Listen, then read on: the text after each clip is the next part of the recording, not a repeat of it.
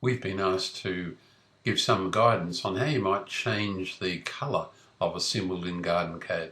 As you're aware, if you click Library and Plant Selector, you've got a vast array of symbols to choose from. But the symbols that we provided may not be coloured or indeed look just the way you want. You can, the simple way and the permanent way, of course, is to open up in the blocks folder that you'll find under GardenCAD in your My Documents folder, open up a symbol whose name it is that you are not happy with. That's rather poorly put. But if I select this symbol here and go to Properties, you can see its name is UPlant symbol 04.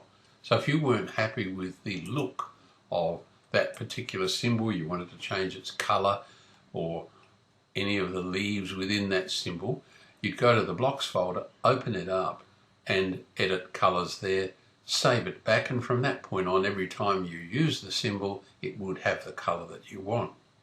It gets a little trickier if you want to do it on the fly. If we pick this symbol and copy it, let's put it down here. If you select a symbol and right click and pick Explode, that breaks the symbol up into some of its constituent units, but you may notice that that still hasn't broken it up into the individual lines. There's still a little block within what was a block or within a symbol. In GardenCAD, any symbol, any compound symbol is called a block. So what we want to do, if we wanted to change the symbol and colours, we'd pick that again and Explode again. And now when we come in here, we should be able to pick up individual leaves.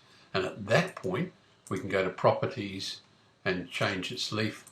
We'll do something fairly wild and we'll give it some sort of purpley blue colour, and then close and unselect all. So now we've given that a colour. Now we'd have to use the Arrange tool and put it behind in order to see the marginal veins and central veins showing, but I digress. We've changed the colour of that symbol. You'll do a much better job than I've done.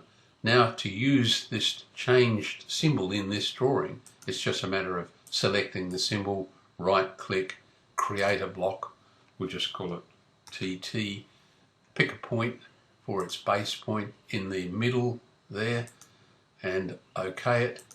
So now it's a block. So I can select it and copy it over and over again in the way that we would.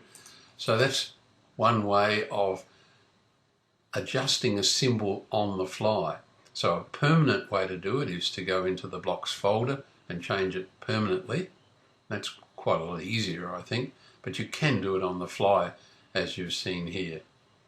If you made your own symbols and you put them on layer 0 and you set the colour by layer, your new symbol could be changed on the fly a little more easily. Let's demonstrate that.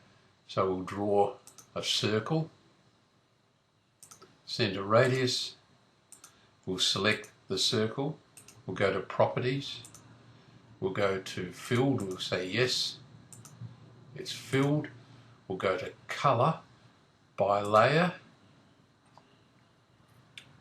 that's fine, and we can make that a block. So we'll create another block, TTT, a pick point in there, and we'll go OK. So now we have maybe you'd like it a different colour, wouldn't you? So let's pick it and Explode it, and do that again. I forgot to set the colour in Properties. In here was, oh sorry, we did, didn't we? So let's undo.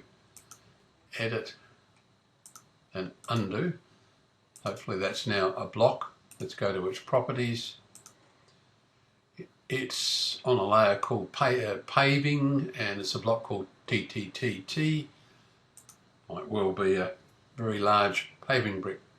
Now if we go to our Layers stack, go to the layer Paving, double click in here, we can change the colour of any entity on that layer, and as the drawing regenerates, this should change in colour.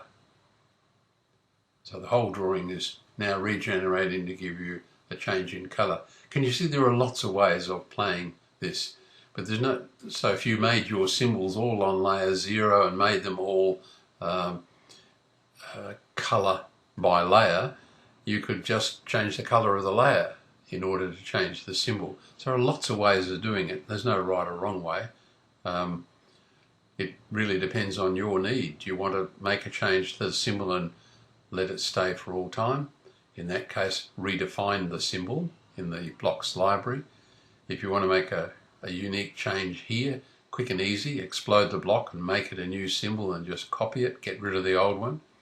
But you can even make new symbols within the drawing and make them flexible and have their colour inherited by layer, as we've just done.